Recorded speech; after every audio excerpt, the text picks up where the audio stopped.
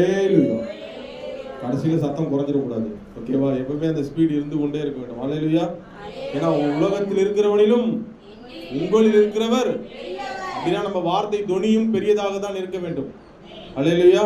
ஏன்னா இன்னைக்கு வசனமே அதுதான். வாசிங்க பார்க்கலாம். இது 2 பாகமா எடுக்கிறதுக்கு கர்த்தர் கிருபை செய்தருவார் நான் விசுவாசிக்கிறேன். ஓகேவா? என்ன வார்த்தைனா அந்த வார்த்தை எல்லாருக்குமே ஒரு பரிச்சயமான தெரிஞ்ச வசனம் தான். 1 யோவான் 4:4. 1 யோவான் நீங்கள் தேவனால் உண்டாயிருந்து அவைகளை ஜெயித்தீர்கள், ஏனெனில் உலகத்தில் இருக்கிறவனிலும் உங்களில் இருக்கிறவர் பெரியவர். ஆமென். ஹல்லேலூயா. எத்தனை அருமையான ஆசீர்வாதம் அடங்கிய ஒரு வார்த்தை பாருங்க. உலகத்தில் இருக்கிறவனிலும் உங்களில் இருக்கிறவர் பெரியவர். இது எத்தனையோ வாட்டி படிச்சிருப்போம் பாருங்க. இன்னைக்கு இந்த வார்த்தையை சுதந்திரித்துக் கொள்வதற்கு கர்த்தர் நம்மளோட கூட இன்னைக்கு நம்ம என்னென்ன பண்ணணும்ன்றத இந்த வார்த்தைகள் மூலமா பேச போறோம். எத்தனை பேர் நம்புறீங்க? ஃபர்ஸ்ட் இந்த 2 பாகமா நான் சொன்ன தெரியுமா? 2ஆம் பகுதியை வச்சுதான் நம்ம 2 பாகமா எடுக்க போறோம். இன்னைக்கு முதல் பகுதியில 2ஆம் பகுதியை டச் பண்ணுவோம். ஏன்னா இது ஒரு நாள்ல முடிக்கக்கூடிய வார்த்தையா இருக்காது. அதனால இன்னைக்கு என்ன தேவையோ அதை நீங்க கர்த்தர் கொடுக்கறதுக்கு உதவி செய்வார்னு நம்புறேன். ஹல்லேலூயா. இன்னைக்கு பாத்தீங்கன்னா கர்த்தர் பெரியவர், அதை நம்ம உணர்றோமா? அதான் தலைப்பு. கர்த்தர் நமக்குள்ள இருக்கிற கர்த்தர் பெரியவர், அதை நம்ம உணர்றோமா?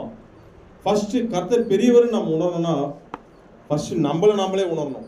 நம்மளை தான் இந்த வசனத்தினுடைய முதல் பகுதி வெளிப்படுத்துது. எது இந்த வசனத்தினுடைய முதல் பகுதி யாரை வெளிப்படுத்துகிறது? 2ஆம் பகுதி தெய்வத்தை அங்க காட்டுது. முதல் பகுதி யாரை வெளிப்படுத்துது? அது என்னன்னு வாசிங்க. முதல் பகுதி, நீங்கள் தேவனால் உண்டாயிருந்து அவர்களை ஜெயித்தீர்கள்.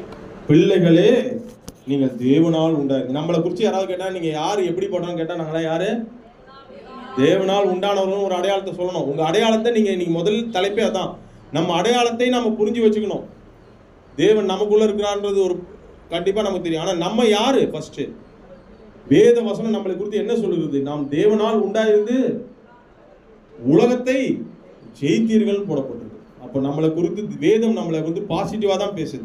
கரெக்டா இல்லையா? இந்த கடந்த மாதங்கள்ல நாம் எத்தனை வாட்டி பாசிட்டிவா பேசியிருக்கிறோம் நம்மளை குறித்து? இல்லை சூழ்நிலைகளை பார்த்து நம்ம பயந்துட்டோமா? ரொம்ப பெருசாக பயமாக இருக்கு. ஆனால் நம்மளை குறித்து வேதம் என்ன சொல்லுது? நம்மளை குறித்து நீங்கள் தேவனால் உண்டாய்ந்து உலகத்தில் உபத்திரவம் உண்டு, ஆனாலும் திடன் கொள்ளுங்கள், இதோ நான் உலகத்தை ஜெயித்தேன் என்ற அந்த இயேசுடைய சீடர்களாகவும் அவருடைய பிள்ளைகளாகவும் நம்ம இருக்கோம்.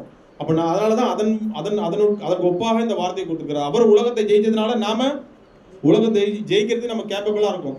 ஏன்னா அவர் தருகிற பலன், நம்ம சுய பலன்லாம் கிடையாது. ஹல்லேலூயா. அப்போ அவருக்கு நம்ம ஜெயித்தவர் நம்மளோட கூட இருப்பதனால தான், நமக்குள்ள இருப்பதனால தான் நம்ம ஜெயிக்க முடியும். ஹல்லேலூயா. அதில் ஃபர்ஸ்ட் நமக்கான அடையாளத்தை வேதம் எவ்வளவு அழகாக வெளிப்படுத்துது பார்த்தீங்களா? நம்மளை குறித்து நம்மளை எந்த அளவுக்கு நம்ம நெகட்டிவா நம்ம நினைக்கிறோம். நம்மளை குறித்து வெளிப்படுத்துகிற விஷயங்கள் என்னென்ன தெரியுமா? சுயம், பிசாசு, உலகம், பக்கத்தில் இருக்கிறவங்க, இவங்களாம் நம்மளை குறித்து எப்படி வெளிப்படுத்துவாங்க? பாசிட்டிவா வெளிப்படுத்துவாங்களா எல்லா நேரங்களையும்? சொல்லுங்க. சுயம் நம்மளை குறித்து என்ன பண்ணுது? எப்பவுமே பெருசாவே நினைக்கும். சுயம் என்ன பண்ணும்? நம்மளை குறித்து பெருசாவே நினைக்கணும் நம்மளை குறித்து.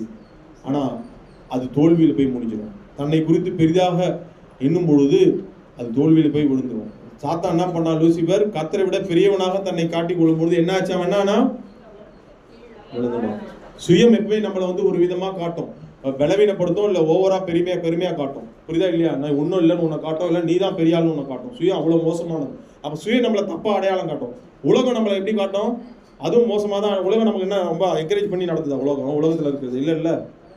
உலகம் நம்மளை அந்த அளவுக்கு நம்ம எதுவுமே நமக்கு வந்து அந்த அளவுக்கு ஒரு வலிமையான ஒரு என்கரேஜ்மெண்ட் கொடுக்காது. நெகட்டிவ் தான் கொடுக்கும். உனக்கு ஒரே பிரச்சனை அப்படி உலகத்தை. ஏன்னா உலகத்தை குறித்து வேதமே என்ன சொல்லுது? உலகத்தில் அநேக உபத்திரவங்கள், உலகத்துக்கு உள்ள காரியங்கள் தான். அதுவும் நமக்கு நெகட்டிவ் பாசிட்டிவ் கொடுக்காது. பிசாசு நம்மளை குறித்து என்ன பண்ணுவான்? இதெல்லாம் காமிச்சு நம்ம என்ன பண்ணுவான்? பிசாசு பயமுறுத்தும். கண்ணாடியில் போய் நின்று பாருங்க. பிசாசு கிட்ட என்ன பண்ணுவாங்களே? நீ ஒரே பிரச்சனையில் இருக்க, உன்னை குறித்து அப்படிதான், நீ ஒரே பயப்படுற, உன்னை அப்படிதான் அடையாளப்படுத்த பயப்படுற, உனக்கு பயமுறுத்தியே வச்சிருப்பான். ஆனா இந்த வசனம் நம்மளை எப்படி அடையாளப்படுத்துது? உலகம் எப்படி வேணாலும் நம்மளை அடையாளப்படுத்தணும், சுயம் எப்படி வேணாலும் அடையாளப்படுத்தணும், அதெல்லாம் எனக்கு தேவையில்லைங்க. அக்கம் பக்கத்துல யார் என்ன எப்படி வேணாலும் அடையாளப்படுத்தணும், அதெல்லாம் எனக்கு தேவையில்லைங்க. என் வேதம் என்னை எப்படி அடையாளப்படுத்து? ஹல்லேலூயா. கரங்களை தட்டி நம்ம பயன்படுத்தலாமா? என் வேதம் என்னை எப்படி அடையாளப்படுத்த தெரியுமா? நான் உலகத்தை ஜெயித்தவனா, என்ன போடப்படுது? தேவனால் உண்டாயிருந்து அவர்களை ஜெயிக்கிறவனா என்ன என் வேதம் சொல்லுதுங்க. என் இயேசு என்னை ஜெயிக்கிறவனா பாக்குறாருங்க. எத்தனை பேர் விசுவாசிக்கிறீங்க? ஐயோ, நான் இன்னைக்கு நீங்க இது உணர்ந்து நீங்க முதல்ல இந்த வார்த்தையை புரிஞ்சுக்கணும். உங்க அடையாளத்தையும் நான் உணரணும். அப்பதான் நீங்க இந்த காரியங்களே புரியும். உள்ளுக்குள்ள போறதுக்கு முன்னாடி இதான் உங்களுக்கு முதல்ல புரிய வச்சிருக்கேன். நம்ம அடையாளத்தை நம்ம உணரணும். இந்த வார்த்தைக்கு பெறுவதற்கு நம்ம தகுதி கடவுள் கொடுத்துருக்காருன்னா அது இயேசு கிறிஸ்துவினால தான் அந்த தகுதி நமக்கு கிடைச்சிருக்கு. ஹல்லேலூயா. உலகத்தை ஜெயிக்கிறவரெல்லாம் நம்மளை பிறக்க வச்சிருக்கிறாருங்க. நாமளே பேசிட்டு இருக்கிறோம். நம்மளால இது முடியல, அது முடியல, ஐயோ ஒரே பலவீனம், அதெல்லாம் நீங்க பேசவே பேசாது. உங்களை குறிச்சு உங்களை நீ பேச விட்டா நீங்க பேசிட்டே இருப்போம். நம்ம பிரச்சனைகள் கதைகளை உட்காந்து பேசிக்கிட்டே இருப்போம் ஒரு நாள் ஃபுல்லா. கரெக்டா இல்லையா? அதெல்லாம் தேவை. நம்மளை குறிச்சு என்ன சொல்லுது வேதம்? இந்த வார்த்தையை சொல்லி பாருங்க, உங்க இருதயத்திலிருந்து சொல்லி பாருங்க.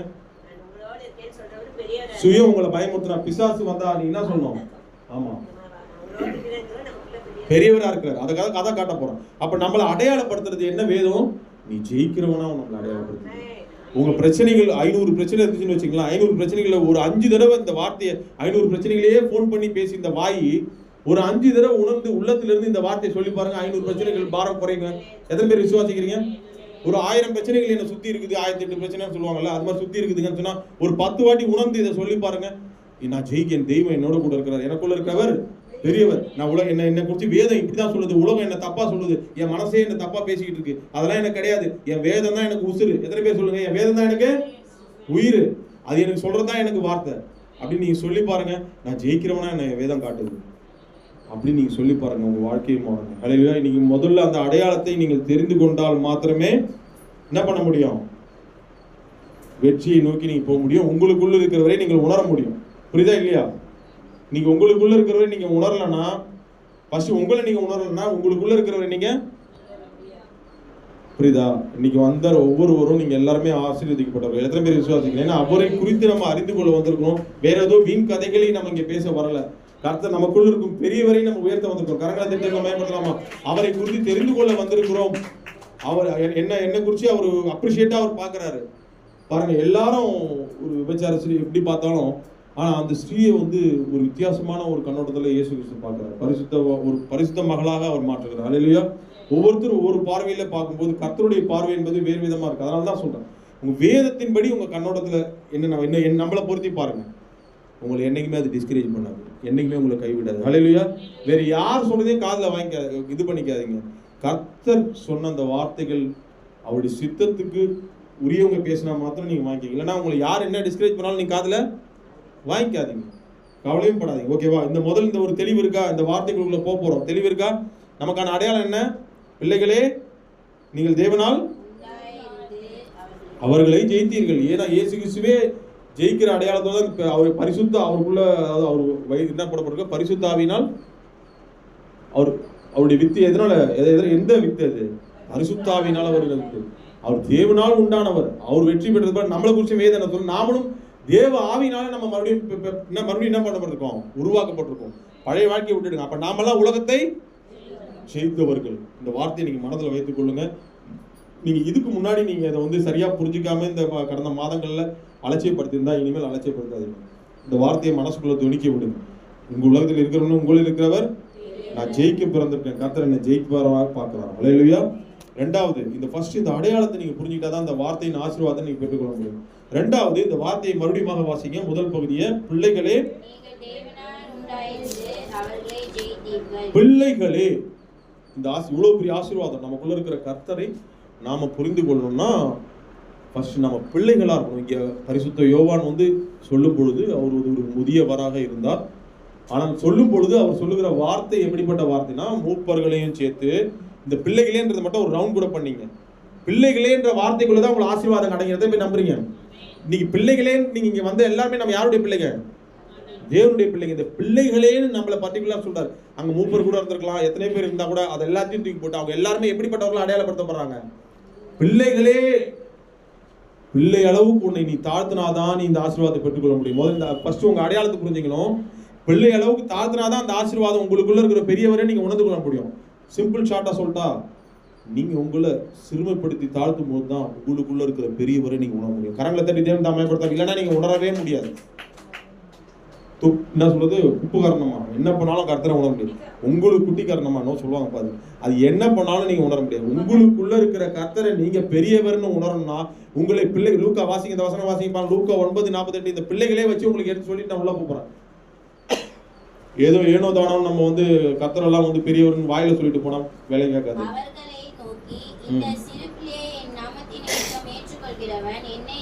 ஏற்றுக்கொள்கிறான். என்னை ஏற்றுக்கொள்கிறவன் என்னை அனுப்பினவரை ஏற்றுக்கொள்கிறான். உங்கள் எல்லாருக்குள்ளும் எவன் சிறியவனாய் இருக்கிறானோ அவனே பெரியவனாய் இருப்பான் என்றார். அதை ஏற்றுக்கொண்டு எங்க வச்சிருப்பான்? அந்த இறுதி யார் பிதாவை எங்க வச்சிருப்பான்? அவன் சிறு பிள்ளை போல தன்னை தாழ்த்து கொள்றவன் எங்க வச்சிருப்பான்? இருதயத்தில் அந்த பிதாவாகிய தெய்வம் இருக்கிறார். இருதயத்தில் குமாரனாகிய கிறிஸ்து இருக்கிறார். இருதயத்தில் பரிசுத்த ஆவியானவர் உங்கள் இருதயங்கள்ல பரிசுத்தனுடைய அன்பு நிறைஞ்சிருக்கிறது. அப்ப என்ன அர்த்தம்? உங்களுக்குள்ள இருக்கிறது கர்த்தரை நீங்க உணரணும்னா நீங்க எப்படி இருக்கணும்? ஆண்டவராகிய இயேசு கிறிஸ்து நமக்கு சொல்லுகிற வழிமுறை என்ன? லூக்கா 9:47 முதல்ல வாசிங்க.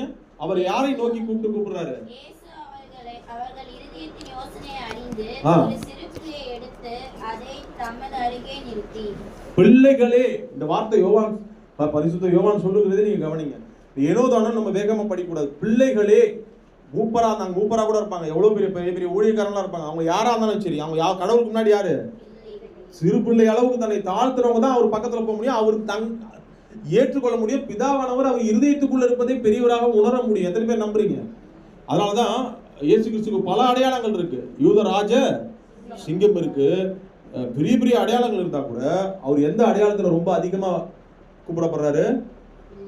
தேவனுடைய பிள்ளை, தேவனுடைய குமாரன். ஹல்லேலூயா. கரங்க தட்டி தேவன் நம்ம எப்படி தேவனுடைய பிள்ளை. பிள்ளை அளவுக்கு தன்னை அவர் பிள்ளைன்னு வாயில மட்டும் அவர் பேர் இல்லை, அவருக்கு பிள்ளை அளவுக்கு அவர் தன்னை தாழ்த்திட்டே இருந்தார். அவர் வாழ்க்கையில அவரை குறித்து வேத வசனம் சொல்லுவது எபேசியர்ல பிலிப்பியர்ல சொல்லப்படுது, சிலுவையின் மரண பரியந்தம் அவர் தன்மை தன்னை பிள்ளை அளவுக்கு தன்னை தாழ்த்தினார். எல்லாம் இருந்துச்சு அவருக்கு, ஞானம், அறிவு, வல்லமை எல்லாமே இருந்துச்சு. எல்லாம் இருந்தும் அதை வெளிப்பட்டாம தன்னை பிள்ளை அளவுக்கு தன்னை என்ன பண்ணாரு? எல்லாத்தையும். அப்புறம் சாப்பாடு கூட, அப்பா எனக்கு பிள்ளைங்களுக்கு கொடுக்கணும், சாப்பாடு எனக்கு கொடுங்க. அவர் நினைச்சாலே கொடுக்க முடியும். ஆனா அவர் யாரை நோக்கி ஸ்தோத்திரிக்கிறாரு? பிள்ளை அளவுக்கு தன்னை தாழ்த்துறாரு. அப்பதான் பிராவானவருக்கு தனக்குள்ள பெரியவராக நினைச்சுக்கிறார். சோதனை வேலையில அப்பா சோதனை வேலையில அவர் தான் சுயமா எதுவுமே இல்லை. எந்த வார்த்தையை குறிச்சு பேசுறாரு? மனுஷன் அப்பத்தினாலே மாத்திரம் இல்ல, யார பெரியவரா பாக்குறாரு? பிதா உள்ள இருக்கிற பிதாவை பெரியவரா அங்க எக்ஸ்போஸ் பண்றாரு. எக்ஸ்போஸ் பண்ண பிசாசு உலகத்துல இருக்கிற அவனை ஒண்ணுமே பண்ண முடியல, கிட்ட நெருங்க முடியல. கரெக்டா தெரிஞ்சு நம்ம எக்ஸ்போஸ் பண்ணிட்டே இருக்கிறார் பிதாவை. அவர் எங்கேயுமே எக்ஸ்போஸ் பண்ணிட்டே இருக்கிறார். அந்த எக்ஸ்போஸ் பண்ணணும்னா ஒரு பிள்ளை தான் அம்மாவை அதிகமா கூப்பிடும். அந்த பாசம் தொனி இருக்கும். தன்னை பிள்ளை அளவுக்கு அவர் எப்பவுமே தாழ்த்தி கொண்டே இருந்தார். பேர்ல மாத்திரம் ஒரு தேவகுமாரன் இல்லை. அவர் குறிச்சி பழைய ஏற்பாட்டில் சொல்லப்படுது, ஞானத்தை குறித்தா வருது. ஞானமே இயேசு கிறிஸ்து தான். அது என்ன சொல்லப்படுது? நான் அவர் அருகே செல்ல. நீங்களும் அப்படி யாரெல்லாம் இருக்க விரும்புறீங்க? உங்களை ஒரு வேலை பெரிய ஊழியக்காரராக உயர்த்தலாம், என்ன ஒன்னாலும் பண்ணட்டும், ஆனாலும் நான் அவர் முன்னாடி பிள்ளைகள் தான் அப்படின்னு நீங்க இருந்தாதான் உங்களுக்குள்ள இருக்கிற பெரியவருடைய மகிமை உங்களுக்கு புரியும். அவர் இயேசு கிறிஸ்து எப்படி சிலுவையின் மரண பரியந்தம் தன்னை தாழ்த்தி கொண்டே பிள்ளை அளவுக்கு தன்னை தாழ்த்த பிதாவாகிய தெய்வத்தினுடைய மகிமையை அவர் பார்த்து கொண்டே இருந்தார். உயிரோட மரித்து போன லாசருடைய விட 3ஆவது நாள் எழுப்ப முடிஞ்சது. எல்லாமே அந்த பெரியவராக உணர்ந்ததுக்கு காரணம் என்ன? அவர் தன்னை பிள்ளை அளவுக்கு தாழ்த்தினார். நாம இன்னைக்கு ரெடியா இருக்கிறோமா? 2வது இந்த ஆசீர்வாதம் நோட் பண்ணீங்க. ஃபர்ஸ்ட் என்ன சொன்னேன்? நம்ம அடையாளத்தை நாம புரிந்து கொள்ளணும். நம்மளை யாரு ஜெயிக்க பிறந்தவர்களாக கர்த்தர் நம்மளை வைத்திருக்கிறார். இனிமேல் யார் சொல்லியும் காதுல வாங்காதீங்க. வேதம் சொல்றதை கேளுங்க. வேதம் உங்களை குறிச்சு என்ன பண்ணு? நீங்க தேவனால் உண்டானவர்கள், உலகத்தை ஜெயித்திருக்கீங்க, அவர்களை ஜெயித்தீர்கள். ஓகேவா? அப்ப அடுத்து என்னது? 2வது நான் என்ன சொன்னேன்? பிள்ளை அளவுக்கு உங்களை இந்த ஆசீர்வாதம் பார்க்க போற ஆசீர்வாதத்தை நீங்க சுதந்திரத்துக்கணும்னா பிள்ளை அளவுக்கு உங்களை என்ன பண்றீங்க? அவர் கூப்பிடுற பிள்ளைகளேன்னு சொல்றாரு. அந்த வார்த்தையை வச்சே உங்களுக்கு பிரசங்கம் இப்ப சொல்லியிருக்கிறேன். நம்மளை பிள்ளைகள் அளவுக்கு தாழ்த்தி போடுங்க. அதுக்கு அடுத்த 2வது பகுதியுடைய ஆசீர்வாதத்தை நீங்க பெற்றுக்கொள்ளுங்க. அந்த 2வது பகுதியின் ஆசீர்வாதம் என்ன? வாசிமா, இப்ப உள்ள போறோம்.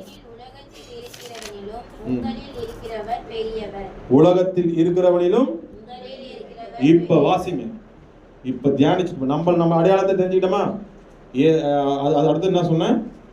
பிள்ளை அளவுக்கு நம்மளை தாழ்த்தி போடுறோமா? இப்போ இந்த ஆசீர்வாதத்தினுடைய வெளிச்சம் உங்களுக்கு தெரியும். ஆமென், ஹல்லேலூயா. இப்போ இந்த வார்த்தையை எத்தனை பேர் நீங்க எத்தனை வாட்டி வாசிச்சிருப்பீங்க? உலகத்தில் இருக்கிறவனிலும் காதுல நிறைய வாட்டி கேட்டிருப்பீங்க. படித்த வசனம் அநேக தடவை கேட்ட வசனம் தான். ஆனா பழகின வசனமா? என்னங்க இது? யாருமே பதில் என்னங்க இது? பழகின வசனமா? கேட்ட சுரக்காய் கறிக்கு உதவாதுன்ற மாதிரி நம்ம அப்படியே கேட்டுட்டு விட்டுறோமா?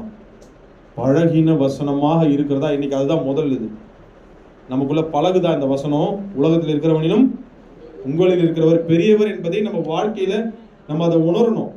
இந்த நம்ம வேத வசனமானது உயிர் உள்ளது. அது கூட நீங்க பழகலாம், அன்பு கொள்ளலாம், காதல் கொள்ளலாம். அது உங்களை என்னைக்குமே உங்களை கைவிடாது. இந்த வார்த்தை எவ்வளவு அருமையான ஒரு வார்த்தை பாருங்க. இன்னைக்கு நீங்க இதை தெரிஞ்சுக்கிட்டு நீங்க உணர்ந்து நீங்க இதை பழகிக்க உங்களை ஒப்பு கொடுத்தீங்கன்னா நிச்சயமாக உங்க வாயிலிருந்து இந்த செய்தி முடிக்கிறதுக்கு முன்னாடி இப்பவே கூட உங்க வாயிலிருந்து வருகிற வார்த்தை கர்த்தரே பெரியவர். அல்லேலூயா. எத்தனை பேர் விசுவாசி கர்த்தரே பெரியவர்? இத்தனை நாள் நான் புரிஞ்சுக்காம என் பிரச்சனை பெருசு, என் கவலைகள் பெருசு, இதெல்லாம் நினைச்சு நான் புலம்பிட்டு இருந்தேன். இந்த வாயில இனிமேல் யார் பெரியவர் அப்படின்னு நீங்க உணர ஆரம்பிச்சுடுவீங்க. ஓகேவா? உணர்ந்து ரெடியா இருக்கிறீங்களா? அப்ப நம்ம பழகிறதுக்கு நம்ம என்ன பண்ணணும்னா, ஃபர்ஸ்ட் நம்ம வாயில இருக்கிற வார்த்தையை எதுல கொண்டு வரணும்? Very good. யாருப்பா சொன்னது? சூப்பர். வாயில இருக்கிற வார்த்தைகள் என்ன பண்ணணும்? செயல்ல கொண்டு வரணும்.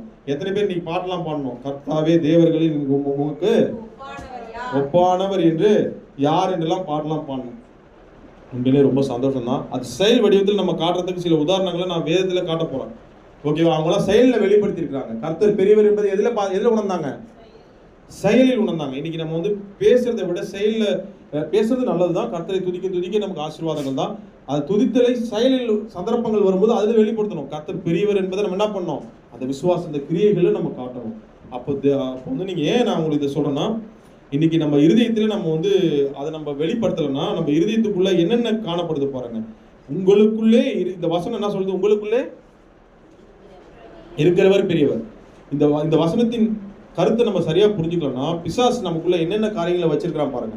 இந்த கடந்த 8 மாதங்களை என்னையும் சேர்த்து தான் சொல்றேன். இதெல்லாம் இருந்திருக்கலாம் உங்களுக்குள்ளே. பொதுவா நமக்குள்ள என்னென்ன இருக்கும்? பயம் நேச்சுரலா இருக்கு. பயம், கவலைகள் நேச்சுரலா இருக்கக்கூடிய ஒரு மனிதனுக்குரிய குணங்கள்லாம் பயம் இருக்கும், கவலைகள் இருக்கும். குடும்பத்தை எப்படி ரன் பண்றது, அடுத்து என்ன பண்றது, கரெக்டா இல்லை எல்லாருமே இருக்குமா இருக்காதா? எதிர்காலத்தை குறித்த பயம் எல்லாமே, திருமண வாழ்வு, இன்னும் என்னென்னோ சொல்லிட்டே போறோம். வேலையை குறித்து என்ன ஆக போகுது, ஐயோ வருமானம் எப்படி போகுது, என்னென்ன கவலைகள், இதெல்லாம் ஒரு பெரிய விஷயங்களா நம்ம இருதயத்துக்குள்ள வைத்து கொண்டு இருப்போம் இல்லவா? அப்ப அது நம்மளை விட்டு விலகி போனோம்னா செயல்ல நம்ம அவரை வந்து அப்பப்போ இருதயத்துல துதிக்க ஆரம்பிக்கணும். அது அப்பப்போ செயல்ல என்ன பண்ணணும்? ஆண்டவராகிய கர்த்தரே பெரியவர். ஏன் நான் உங்களை கர்த்தரே முதல்ல துதிக்க சொன்னேன்? அல்லேலூயா அல்லேலூயா. ஏன் சொல்ல தெரியுமா? இருதயத்தின் நிறைவினால் நம்ம இருதயத்திலிருந்து அந்த வார்த்தை வரணும். இல்லைன்னா இருதயத்துல இந்த காரியங்கள்லாம் மறுபடியும் வந்து தங்க வைக்க பார்ப்போம். பிசாசு என்ன பண்ணுவான்? இவைகளை உங்க இருதயத்துல வைத்து உங்களை நெகட்டிவ் காட்டிக்கிட்டே உங்களை என்ன பண்ணுவான்? உங்களால ஒன்றும் பண்ண முடியாதுன்னு ஒரு மாதிரி நெகட்டிவ் கொடுப்பான். நீ எத்தனை வார்த்தைகள் கேட்டாலும் உங்களுக்குள்ள என்ன ஆயிடுது? அதனால தான் உங்க அடையாளத்தை தெரிஞ்சுங்கன்னு, நீங்க ஜெயிக்க பிறந்தவங்கன்னு. புரியுதா இல்லையா?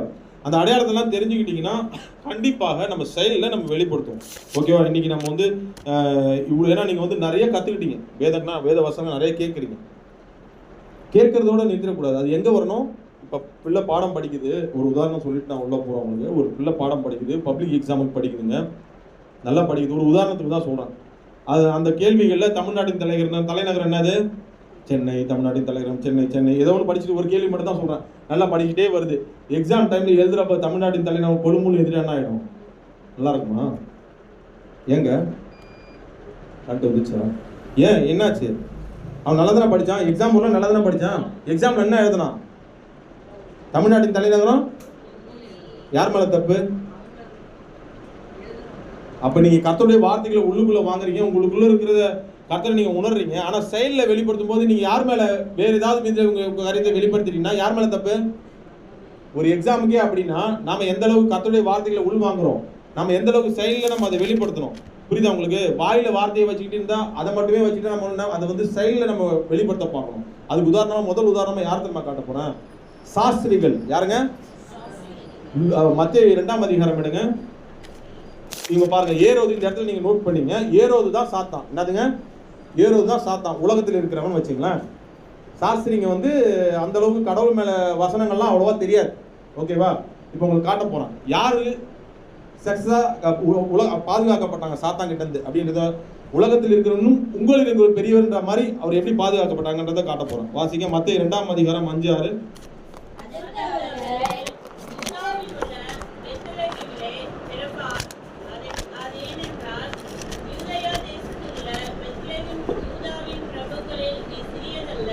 ஆமென். ஆஹா, சூப்பர்.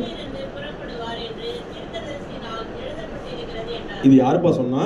சாஸ்திரிகள் சொன்னாங்களா? நல்ல வேத பண்டிதர்கள் அவங்களா சொன்னாங்க? யார் சொன்னாங்க? இது யார் சொன்னா? முன்னாடி வசனத்துல நீங்க வாசி பாருங்க.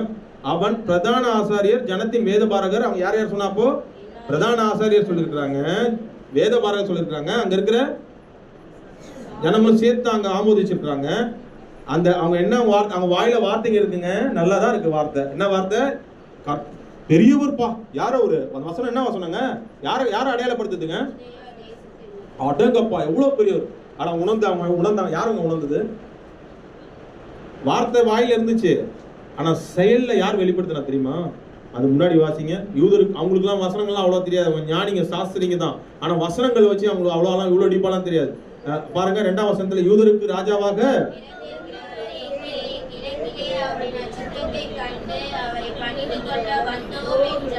இதுல யார் பெரியவங்க, யார் கர்த்தரை பெரியவராக உணர்ந்தவங்க? நீங்க எனக்கு சொல்லுங்க பார்க்கலாம். நான் சொல்ல மாட்டேன். அங்க இருக்கிற பிரதான ஆசாரியர் வேத பாரகர் பெரியவங்களா? வசனங்கள் நல்லா அறிஞ்சு வச்சிருந்தாங்க, சூப்பர் தான் பேசுனாங்க. என்ன சொல்றாங்க? பிரபுக்கள் நீ சிறியதல்ல, என் ஜனமாக இஸ்ரவேலை ஆளும் பிரபு பெரியவர்ப்பா, மகா பெரிய உங்ககிட்ட வரப்போறார். யாருக்கு தெரிஞ்சுக்கிட்டா? பிரதான ஆசாரியர் வேத பாரகர் தெரிஞ்சுட்டாங்க. ஆனா இதுல யாரு, இப்ப உங்ககிட்ட கேட்கிறேன், யாரு உண்மையிலேயே கர்த்தர் பெரியவர்ன்றதை உணர்ந்தாங்க? தெளிவா இருக்கிறீங்களா? செயல்ல யார் வெளிப்படுத்தினா? செயல்ல யார் பணிந்து கொள்ள வந்தா? கரங்களை தட்டி தேவனை நான் பயன்படுத்தாம இன்னைக்கு நம்ம செயல்ல யார் பணிந்து கொள்ள வந்தா? கர்த்தரை பெரியவராக எண்ணி அவர்கள் தான் பணிந்து கொள்ள வந்தாங்க. ரொம்ப இதுக்குள்ள விளக்கத்துக்குள்ள போல, உங்களுக்கு எல்லாருக்குமே தெரிஞ்ச விஷயம் தான். அவங்க என்ன பண்றாங்க? கர்த்தரை பணிந்து கொள்ள வராங்க. தங்க இருதயத்துல கர்த்தரை வைத்திருந்தாங்க. கர்த்தர் மீது ஒரு தாகம். இயேசு கிறிஸ்துவை எப்படியாவது நானு அது யூதருக்கு ராஜாவாக பிறந்திருக்கிறவரை நான் எப்படியாவது பார்க்கணும். அவரை என்ன பண்ணோம்? பணிந்து கொள்ள வந்தவங்க. யாருங்க பணிந்து கொள்ளணும்? வாயில வசனம் இருக்கிறவங்க தாங்க பணிந்து கொள்ளணும். வசனம் உள்ளவங்க பணிந்து கொள்ளல. வசனம் இல்லாத எங்கேயோ யூதர்கள் அந்த நட்சத்திரத்தை பார்த்து அவங்க கர்த்தர் மீது தாகம் கொண்டு பணிந்து கொள்ள வந்திருக்காங்க. இப்ப சொல்லுங்க, நம்ம வாயில இருக்கிற வார்த்தைகள் இருக்கிறத வச்சுலாம் நீங்க கர்த்தர் பெரியவர்களா நீங்க உணர முடியாது. அது செயல்ல வெளிப்படணும். ஆமென், அல்லேலூயா. இங்க யார் பாதுகாக்கப்பட்டா? யாருங்க பாதுகாக்கப்பட்டா? ஏரோதுலாம் ஒரு காலத்துல ரசிக்கப்பட்டாரு, நம்ம அதெல்லாம் தெரியாது. ஆனா இங்க கண்கூடா வேதத்துல சொல்லப்படுறது, அந்த ஏரோது சாத்தானுக்கு ஒப்பா நான் சொன்னேன். அந்த இடத்துல ஏரோது கிட்ட இருந்து பாதுகாக்கப்பட்டது சாஸ்திரிகள். அந்த வசனத்தை வாசிங்க.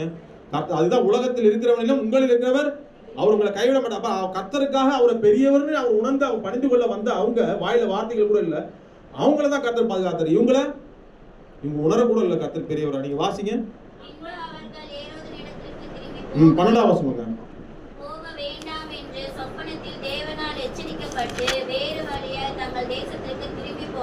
போதுங்க, புரிஞ்சுக்கிட்டீங்களா? முதல்ல நம்ம வாயில இந்த ஆசீர்வாதத்தை சுதந்திரிக்கணும்னா நான் சொல்லிட்டேன், அடையாளம் தேவை, இதெல்லாம் சொல்றேன். ஃபர்ஸ்ட் நம்ம வார்த்தையில அறிக்கை செஞ்சுட்டு இருக்கணும். உலகத்தில் இருக்கிறவனிலும் உங்களில் இருக்கிறவர், அதை நாம வாழ்க்கையில வெளிப்படுத்த ஆரம்பிக்கணும். சந்தர்ப்ப சூழ்நிலைகளை நம்ம என்ன பண்ணோம்?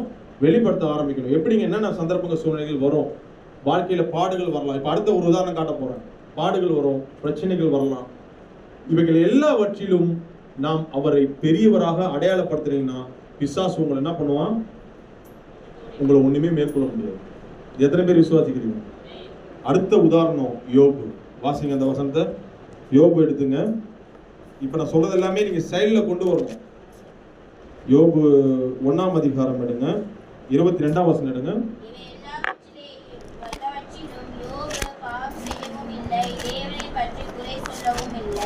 இந்த யோபு குறிச்சு நான் ட்ரெயின்ல வரப்போ கூட தியானிச்சுட்டு இருப்போம், மனசுக்குள்ள ஓடிச்சுங்க. படுத்துட்டு இருக்க கூட யோசிச்சேன். திடீர்னு அப்பவும் அந்த யோபு குறிச்சு நிறைய காரியங்கள் மனசுக்குள்ள கடவுள் பேசுகிறத உணர்த்துகிறத நான் புரிஞ்சுக்கிட்டேன். கொஞ்சம் யோசிச்சு பாருங்க.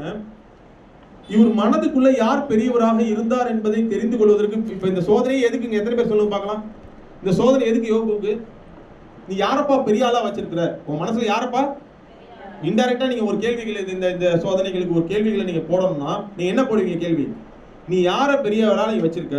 கர்த்தரையா, இல்ல உலக ஆசீர்வாதங்களையா, இல்ல வேற எது உள்ளுக்குள்ள வச்சிருக்கியா?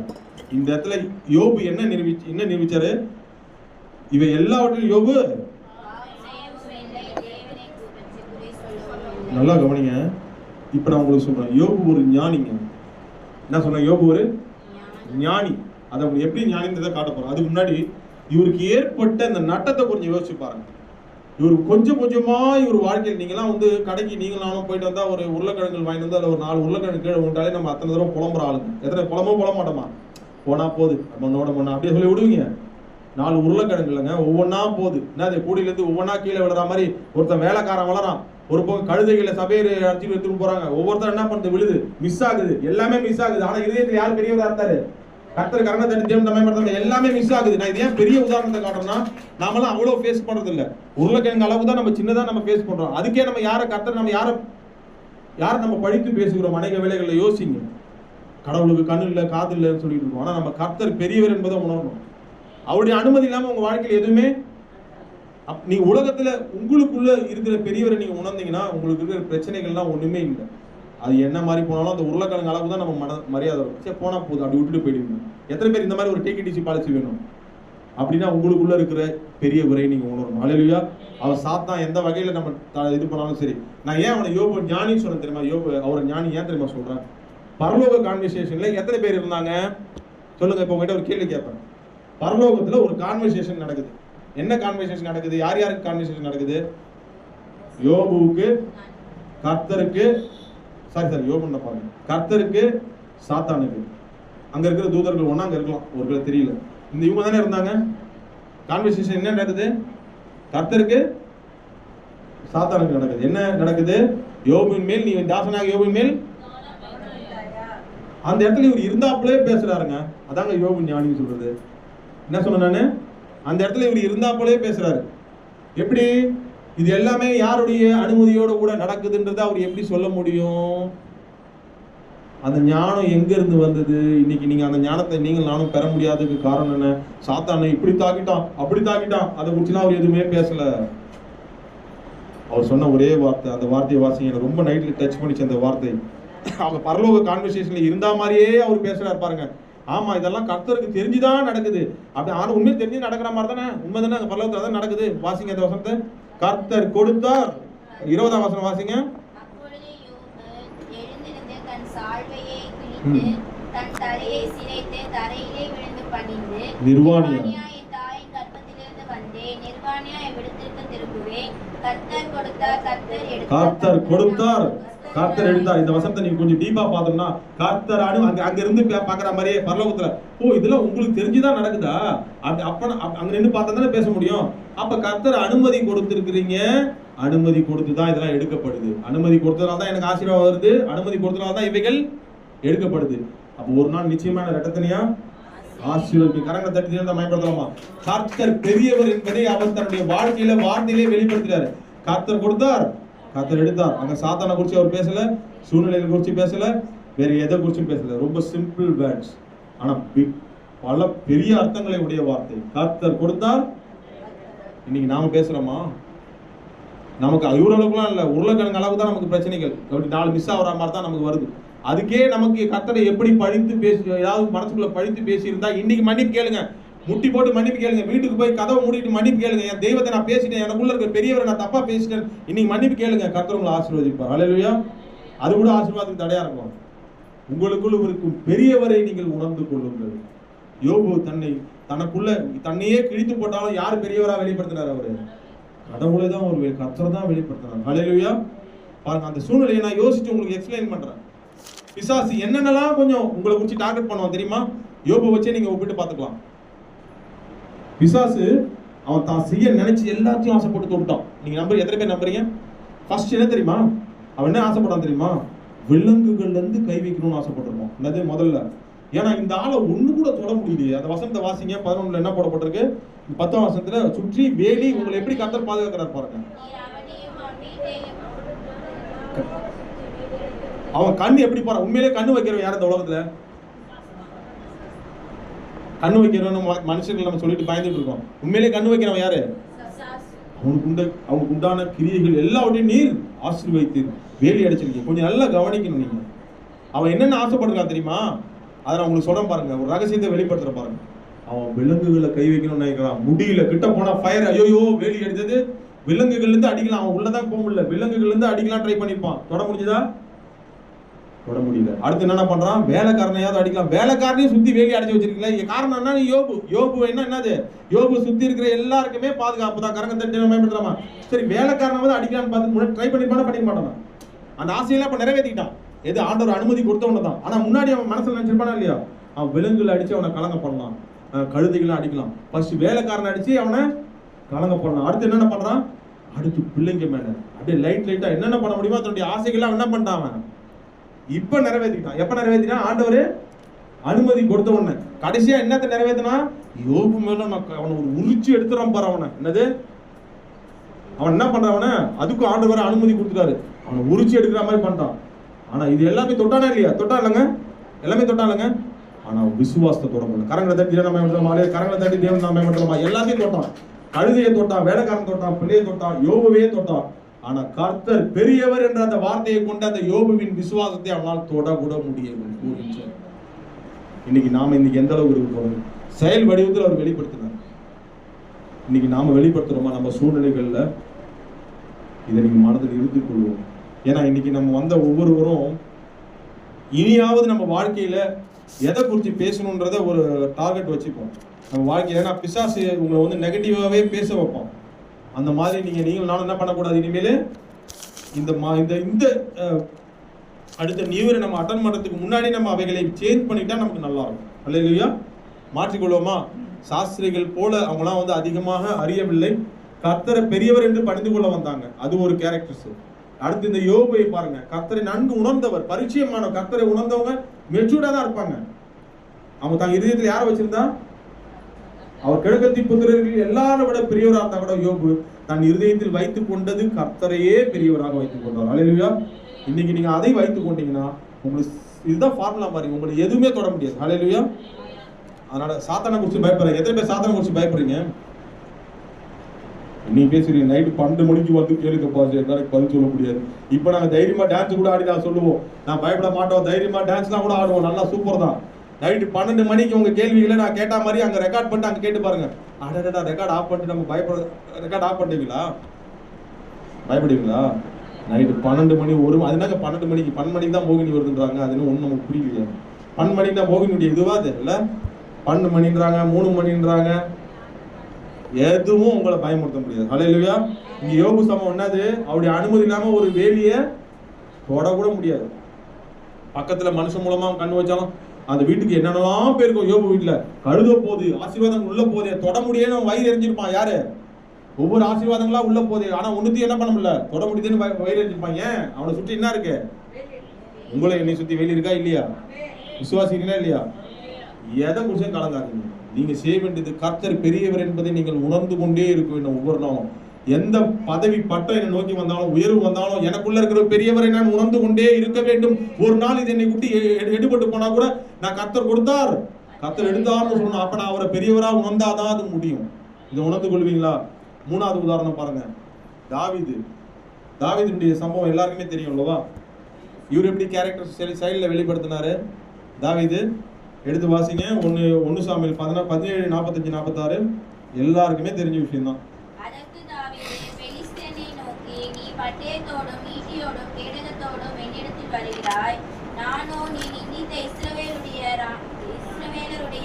ராணுவங்களின் தேவனாகிய சேனைகளுடைய கர்த்தரின் நாமத்திலே உன்னிடத்தில் வருகிறேன். இன்றைய தினம் கர்த்தர் உன்னை கையில் ஒப்புக் கொடுப்பார். நான் உன்னை கொன்ற உன் தலையை உன்னை விட்டு வாங்கி பெலிஸ்தருடைய பாலியத்தின் பிணங்களை இன்றைய தினம் ஆகாயத்து பறவைகளுக்கும் பூமியின் காட்டு மிருகங்களுக்கும் கொடுப்பேன். அதனால் இஸ்ரவேலின் தேவன் ஒருவர் உண்டு என்று பூலோகத்தார் எல்லாரும் அறிந்து கொள்வார்கள். ஒரே ஒரு கேள்வி கேட்கிறேன். இந்த சம்பவத்தை நீங்க எப்படி பார்க்க நிறைய வாட்டி கேட்டிருப்பீங்க. இந்த சம்பவம் கொஞ்சம் யோசிச்சு பாருங்க. இந்த சம்பவம் 2 தலைப்புகளை உடையதாக காணப்படுறதுக்கு வாய்ப்பு இருக்கு. ஒண்ணு, இந்த சம்பவத்தில் அவர் வெற்றி பெற்றா அது ஒரு வெற்றி நிகழ்வு. என்னதுங்க? என்ன சொன்ன? நான் சொல்றதை கவனிச்சிங்களா? இந்த சம்பவத்தில் ரொம்ப வாயெல்லாம் விடுறாரு. யாரு? தாவீது. ஏன்னா அங்க இருக்கிறவங்க எல்லாருமே எப்படிப்பட்டவங்க? ஒசரத்துல பலத்துல எல்லாருமே யாரு? பெரிய பெரிய ஆளுங்க. அவங்க முன்னாடி இவர் என்ன பேச நல்லா கொஞ்சம் சிச்சுவேஷனை யோசிச்சு பாருங்க. அந்த சம்பவத்தை கொஞ்சம் யோசிச்சு பாருங்க. இவர் ரொம்ப என்ன பண்றாரு? செயலில் வெளிப்படுத்துறாரு. உள்ளுக்குள்ள பாட்டு பாடிட்டு கர்த்தாவே தேவர்களில் உங்க ஒப்பானவர் யார் பாட்டு பாடிட்டு அப்படியே அங்க வீட்டு உள்ளே உட்காந்துட்டுல அவர் என்ன பண்றாரு? கர்த்தரை தங்க வாழ்க்கையில உணர்ந்து என்ன பண்றாரு? அந்த இடத்துல செயல்படுத்துறாரு. கொஞ்சம் யோசிச்சு பாருங்க. அந்த நிகழ்வுல அவர் தோத்து போய்தான் அவர் அதை மனசுல அந்த மாதிரி அவிசுவாச பிசாசு கொடுத்துருந்து அந்த நிகழ்வு இவ்வளவு தூரம் பேசுறாரு. எத்தனை பேர் பார்த்துட்டு இருப்பாங்க? அவனை உள்ள கூட அனுமதி இல்லை. நீ எதுக்கு இங்க வந்த வீட்டுக்கு போன்னு சொல்லி பண்ணாங்களா இல்லையா அவன் சகோதரர்கள்? ஆனா அந்த இடத்துல இவர் இவ்வளவு தூரம் தைரியமா பேசுறாரு. எதை நம்பி அவர் பேசுகிறார்? நீங்க அதான் பேசுறேன். வாசிங்க. சேனைகளின் அப்ப எங்க இருக்கிறார் அந்த சேனைகள் கர்த்தர் நாமம்? இருதயத்துல. கவனிக்கிறீங்களா? ஒரு இருதயத்தில் அவர் பெரியவராக வைத்திருக்கிறார். கொஞ்சம் யோசிச்சு பாருங்க. அவருக்குள்ள அவிசுவாசம் வந்து கொஞ்சம் இந்த நிகழ்வு மாறி போயிடுச்சுன்னா அந்த நிகழ்வுக்கு என்ன தலைப்பு தெரியுமா கிடைக்கும்? ஒன்று வெற்றி நிகழ்வுன்னு சொன்னேன், எல்லாரும் போட்டுக்கிற வெற்றி நிகழ்வு. இன்னொன்று எல்லாரும் தூற்றக்கூடிய காமெடி நிகழ்வாயிருக்கும். என்னதுங்க? இது மட்டும் அவன் அவிசுவாசன்படி இருந்திருந்தா சொல்லிட்டு வேற மாதிரி நடந்தா என்ன இருக்கும் அந்த நிகழ்வு? காமெடி, ஒரு நகைச்சுவை நிகழ்வாக ஆயிருக்கும். எல்லாரும் முன்னாடி ஒரு மனிதன் இப்படி பேசி அசிங்கப்பட்டா என்ன ஆகும்? கொஞ்சம் யோசிச்சு பாருங்க. எல்லாரும் முன்னாடி செயல்ல வெளிப்படுத்துறாங்க கர்த்தர் பெரியவர் என்று. கர்த்தர் விட்டுட்டு வராங்க அவரை. கரங்களை தட்டி என்ன பயப்படுத்தலாமா? ஒண்ணுமே இல்லைங்க. நாய் அந்த அவர் சொல்றாரு பாருங்க, என்ன நாயான்னு கேட்கிறாரு. யாரு? பெலிஸ்தியன் ஆகிய அந்த கோலியாத் என்ன கேட்கிறான்? என்ன தடியால் எடுத்துட்டு நான் நாயான்னு கேட்கிறாரு. அவர் எடுத்துட்டு ஆயுதம் தெரியுமா? நான் ஏன் அது நகைச்சுவை நினைவா மாடுன்னு யோசிச்சு சொன்னேமா? அவர் எடுத்துட்டு வந்த ஆயுதம் என்ன தெரியுமா? கவின் அந்த உண்டிவல், அந்த கல்லு. கொஞ்சம் யோசிச்சு பாருங்க. கல் எதுக்கு எடுப்பாங்க? கொஞ்சம் யோசிச்சு, கல் எதுக்கு எடுப்பாங்க வீட்டால இருந்தா? அப்ப எந்த தைரியத்துல கல் எடுத்துட்டு ஒரு மனுஷன் எனக்கு யோசிச்சு பாருங்க. கல்லு வந்து அடிக்கிறதுக்கு ஒரு சில தகுதியுடைய விலங்குகள் இருக்கு. ஒண்ணு உண்டிகள் வச்சு கொக்கு பறக்கத்தை அடிப்பாங்க. என்னது வேற நாய் வந்து அடிச்சு தோத்தர ஆதரப்பாங்க. ஆமா, அந்த மாதிரி இருக்கு. இப்போ நிக்கிறது யாரு? ஒரு ராட்சசன். அவன் அடிக்கிறதுக்கு கல்லு. கொஞ்சம் யோசிச்சு பாருங்க. இந்த பொண்ணு ஓடிச்சுன்னா எப்படி இருக்கும்? கல்லடி இந்த சின்ன பொண்ணு ஓடுன்னு வச்சுங்களேன். கொஞ்சம் யோசிச்சு நம்புவீங்களா நீங்க? அது ஆனா அவன் பண்ணி அங்க ஜெயிக்கிறான்றதுதான் பெரிய விஷயம். அல்லது கரங்க தட்டி பயன்படுது. ஏன்னா அவன் யார பெரியவரா வச்சிருக்கா? யார பெரியவரா தாவீது வச்சிருந்தாரு. இந்த சின்ன பிள்ளை அளவு தான் தாவீது அங்க இருந்திருக்காரு. எல்லாருமே பெரிய பெரிய ஆளுங்க. சின்ன பிள்ளைனா அந்த அளவுக்கு ஒரு அவன் பார்வையில அந்த கோலியாத்துடைய பார்வையில அப்படிதான் இருந்தாரு. ஆனா அங்க யார ஒரு பெரியவரா உள்ள வச்சுக்கிட்டு இறங்கினாருன்றதுதான் எங்களுக்கு கவனிக்கணும். யார பெரியவரா வச்சிருந்தாரு? அதை செயல்படுத்தல. நான் ஏன் உங்களுக்கு நான் கொஞ்சம் டீப்பா சொல்லணும்னா, இந்த நிகழ்வு வந்து அவர் வாயில வார்த்தையோட போல செயல்ல அவர் வெளிப்படுத்தினார். ஹல்லேலூயா. இன்னைக்கு இதோட இந்த செய்தியை நான் முடிக்க போறேன். பாகம் 1 தான் நான் முடிக்க போறேன். ஒரு விஷயத்தை மனதில் எடுத்துக்கொள்ளும். நாம இன்னைக்கு பார்த்த காரியங்கள்ல இந்த கடைசியை தாவீதை குறித்து பார்த்தோம். இது ரொம்ப வலிமையான ஒரு விஷயம். அசிங்கப்படுற விஷயம். அசிங்கப்பட்டாலும் சரி, அவமானப்பட்டாலும் சரி, என் கர்த்தருடைய நாமத்துக்கு நான் மகிமைப்படுத்தி வெளிப்படுத்துவேன். அவர் பெரியவர் என்பதை வெளிப்படுத்துவேன். நீங்க சொல்லி பாருங்க. பிரச்சனைகள் மத்தியில கோலியாத் போல பயமுறுத்துகிற காரியங்கள் பாவமா இருக்கலாம். பாவம் என்னால பாவத்தை மேற்கொள்ள முடியல ஆண்டவரே, நான் கஷ்டப்படுற ஆண்டவரேன்னு சொல்லி பாருங்க. பாவத்தை மேற்கொள்ளக்கூடிய ஒரு வலிமையை கர்த்தர் தருவார். ஹல்லேலூயா. பிரச்சனைகள் என்ன போட்டு பயமுறுத்துன்னு சொன்னீங்கன்னா அது உங்களுக்கு மேற்கொள்ள பலன் தருவார். கர்த்தர் பெரியவர் என்றதை நீங்க உணர்ந்து கொண்டே இருங்க. உணர்ந்து கொள்வீங்களா? ஃபர்ஸ்ட் நான் என்ன சொன்னேன்? இன்னைக்கு 3 காரியங்கள் சொன்னேன். என்ன சொன்னேன்? கர்த்தர் சரி, நம்மளுடைய அடையாளத்தை நாம புரிந்து கொள்ளும். நாம எல்லாம் யாரு? உலகத்தை அவர்களை ஜெயிக்க பிறந்திருக்கிறோம். ஹல்லேலூயா. அதை உணர்ந்தாதான் நீங்க இந்த காரிய ஆசீர்வாதத்தை புரிஞ்சுக்க முடியும். 2வது, இந்த ஆசீர்வாதத்தை சுதந்திரத்துக் கொள்ளணும்னா நாம பிள்ளை அளவுக்கு நாம என்ன பண்ண நம்மள தாழ்த்தணும். ஏன்னா இங்க ஆரம்பிக்கும் போதே பிள்ளைகளேன்னு சொல்லி தான் ஆரம்பிக்கிறார். ஏன்னா அவரே இயேசு கிறிஸ்துவே தேவனுக்கு எப்படிப்பட்டவரா இருந்தாரு? அவர் ஒரு திரியேக தேவனில் ஒருவராக இருந்தாலும் அவருடைய இன்னொரு பேர் என்ன? தேவனுடைய குமாரன். அந்த பிள்ளை என்ற அளவுக்கு தன்னை தாழ்த்தி அவர் வந்து வைத்திருக்கிறார் தான் அவர் தேவன் உயர்த்தினார். இன்னைக்கு உங்க வாழ்க்கையில உயர்த்தப்படணுமா? இந்த ஆசீர்வாதங்கள் படி கடைசி வரல பெரியவரா கர்த்தர் உணரணும்னா பிள்ளை அளவுக்கு உங்களை தாழ்த்துங்க. 3வது என்ன சொன்னேன்? 3வது வார்த்தையில இருக்கிற இந்த வார்த்தை இப்ப உள்ளுக்குள்ள நுழைஞ்சிட்டோம். உலகத்தில் இருக்கிறவன் உங்களில் இருக்கிறவர். அந்த வார்த்தை இனிமேல் செயல்ல வரணும். செயல் வர ஆரம்பிச்சிச்சுன்னா நீங்களும் ஒரு தாவீது ஆயிடுவீங்க, நீங்களும் ஒரு யோபு ஆயிடுவீங்க, நீங்களும் சாஸ்திரிகளை போல ஒரு பலமான கிறிஸ்தவர்களா மாறுவீங்க. எத்தனை பேர் விசுவாசிக்கிறீங்க? ஓகே, அடுத்த வாரம் நம்ம என்ன பார்க்க போறோம்னா, இப்ப இந்த செயல்ல வெளிப்படுத்தலவா? செயல்ல வெளிப்பட்டிருக்கு. இப்ப நமக்குள்ள இருக்கிற கர்த்தர் எப்படி நாம பெரியவரா பார்க்கணும் அதான் பார்க்க போறோம். என்ன சொன்னாங்க? செயல்ல வெளிப்படுத்தணும்னு சொல்லிட்டேன். நமக்குள்ள கர்த்தர் இப்ப இருக்கிறாரு. எந்தெந்த நேர்ல அவர் இருக்கிறார்? வார்த்தையாக இருக்கிறார். அந்த பெரியவரை நம்ம எப்படி உணரணும்? பரிசுத்தாவின் அபிஷேகத்தின் மூலமா நம்ம கூட இருக்கிறார். நமக்குள்ள இருக்கிறவரை உணரணும். அதை நம்ம எப்ப பார்க்க போறோம்? அடுத்த வாரம் பார்க்கணும். ஓகேவா? இதை உணர்ந்தவர்களா இன்னைக்கு வந்து யாராவது பயத்தோட போறீங்களா? நமக்குள்ள இருக்கிற கர்த்தரை பெரியவராக எண்ணிப்போங்க. உங்க பிரச்சனைகள்லாம் சின்னதாகிடும். ஹல்லேலூயா. God bless you all.